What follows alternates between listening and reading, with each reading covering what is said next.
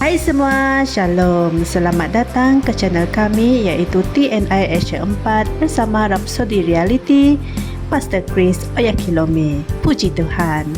Masa untuk Rhapsody, masa untuk santapan rohani. Haleluya. Pada hari ini 24 Oktober, Pastor Chris ingin berkongsikan sebuah firman Tuhan yang bertajuk Gunakan pemberian iaitu karunia nubuat dengan betul. Puji Tuhan. Ayat pembukaan kita dipetik dari 1 Korintus 14 ayat 3 di mana ia berkata, "Tetapi siapa yang bernubuat, dia berkata-kata kepada manusia, dia membangun, menasihati dan menghibur." Haleluya. Saudara-saudari semua, dalam 1 Petrus 4 ayat 10, Alkitab menunjukkan bahawa setiap daripada kita telah diberkati dengan satu pemberian rohani atau yang lain untuk digunakan dalam melayani orang lain. Puji Tuhan. Dia juga menasihati kita untuk tidak memanipulasi atau menyalahgunakan pemberian ini. Haleluya. Contohnya, pemberian nubuat sama seperti pemberian roh yang lain. Ianya perlu digunakan dengan betul untuk membangunkan gereja.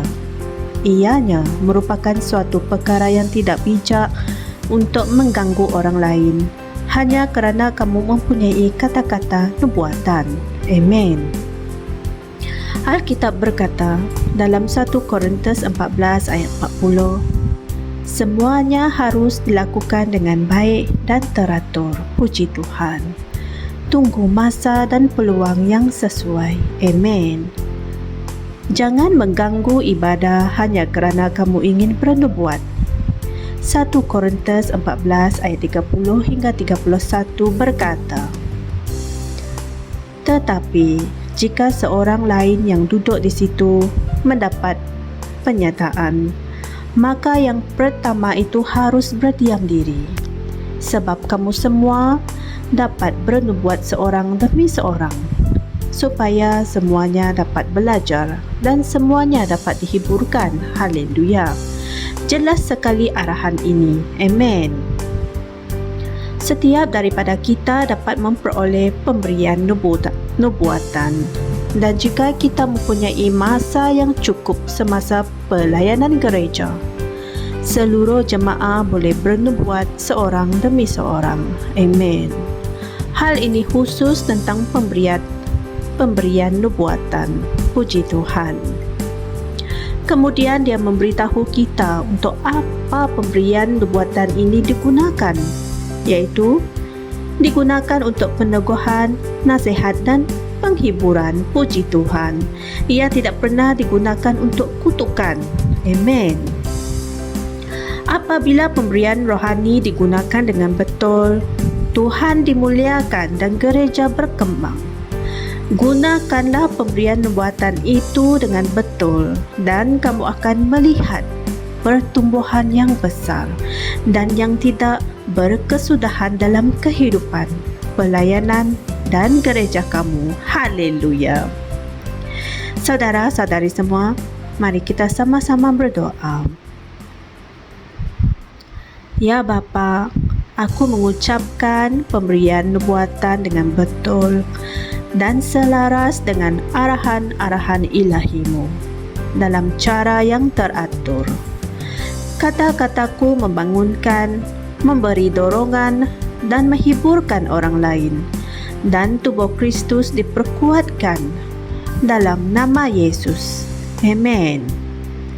Sebagai renungan tambahan, saya galakkan anda mengkaji dari 1 Korintus 14 ayat 1 hingga 3 dan 1 Korintus 14 ayat 39 hingga 40.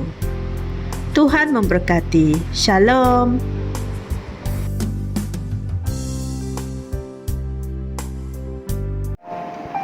Kami percaya saudara-saudari semua telah diberkati dengan perkongsian firman dari Rhapsody Reality.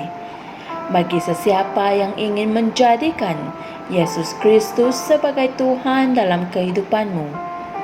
Kamu boleh mengucapkan doa ini bersama dengan saya. Ya Tuhan Allah, aku mempercayai Yesus Kristus, Anak Allah yang hidup dengan sepenuh hatiku. Aku percaya Dia telah mati untukku, dan Allah telah membangkitkan Dia dari kematian. Aku percaya Dia hidup hari ini.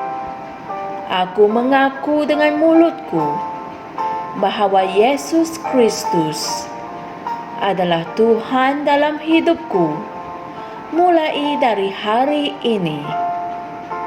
Melalui Dia dan di dalam nama-Nya, aku mempunyai kehidupan yang kekal. Aku telah dilahirkan semula. Terima kasih Allah kerana menyelamatkan jiwaku. Aku sekarang adalah anak Allah. Haleluya. Tahniah, sekarang kamu telah menjadi anak Allah.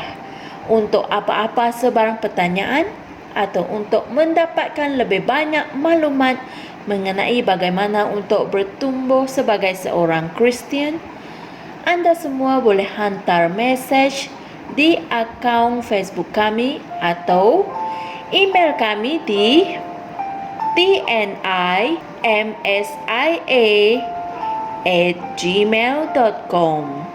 Sekali lagi, tnimsia@gmail.com. Tuhan berkati Anda semua.